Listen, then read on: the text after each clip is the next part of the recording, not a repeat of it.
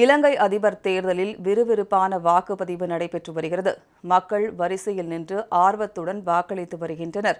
இலங்கை அதிபர் தேர்தலுக்கான வாக்குப்பதிவு காலை 7 மணிக்கு தொடங்கி நடைபெற்று வருகிறது. மாலை 4 மணி வரை வாக்குப்பதிவு நடைபெறும். இந்த தேர்தலில் இலங்கையின் தற்போதைய அதிபர் ரணில் விக்ரமசிங்கே தனி வேட்பாளராக களமிறங்கியுள்ளார். எதிர்க்கட்சித் தலைவர் சஜித் பிரேமதாசா, ஜனதா விமுக்தி பெரமுனா தலைவர் அனுரா குமாராவும் களத்தில் உள்ளனர்.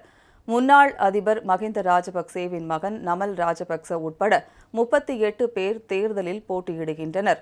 விருப்ப வாக்கு அடிப்படையில் நடைபெறும் வாக்குப்பதிவில் 1,70,00,000 பேர் வாக்களிக்கின்றனர். தேர்தலில் 50 விழுக்காட்டுக்கு அதிகமான வாக்குகளை பெற்றவர் வெற்றி பெற்றவராக அறிவிக்கப்படுவார். இந்நிலையில் இன்று காலை 7 மணிக்கு வாக்குப்பதிவு தொடங்கி விறுவிறுப்பாக நடைபெற்று வருகிறது. மக்கள் நீண்ட வரிசையில் நின்று ஆர்வத்துடன் வாக்களித்து வருகின்றனர். ஈழ மக்கள் ஜனநாயக கட்சியைச் சேர்ந்த அமைச்சர் டக்ளஸ் தேவானந்தா யாழ்ப்பாணம் நாவலர் கலாச்சார மண்டபத்தில் வாக்களித்தார். காலை 10 மணி நிலவரப்படி வவுனியாவில் 30 விழுக்காடு வாக்குகள் பதிவாகியுள்ளதாக மாவட்ட தேர்தல் அதிகாரி தெரிவித்தார்.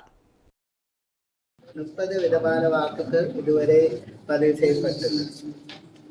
4 மணிக்கு வாக்களிப்பு நிறைவு பெற்றதும் போலீஸ் பாதுகாப்போடு வவுனியா சைவப்பிரகாசா மகளிர் கல்லூரியில் அமைக்கப்பட்டுள்ள வாக்கெண்ணும் நிலையங்களுக்கு அனைத்து வாக்கு பெட்டிகளும் கொண்டு வரப்பட்டு வாக்கு எண்ணும் செயற்பாடுகள் ஆரம்பமாகும்.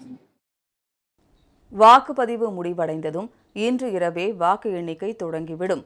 நாளை மதியத்துக்குள் இலங்கையின் புதிய அதிபர் யார் என்பது தெரிந்துவிடும் என்றும் கூறப்படுகிறது.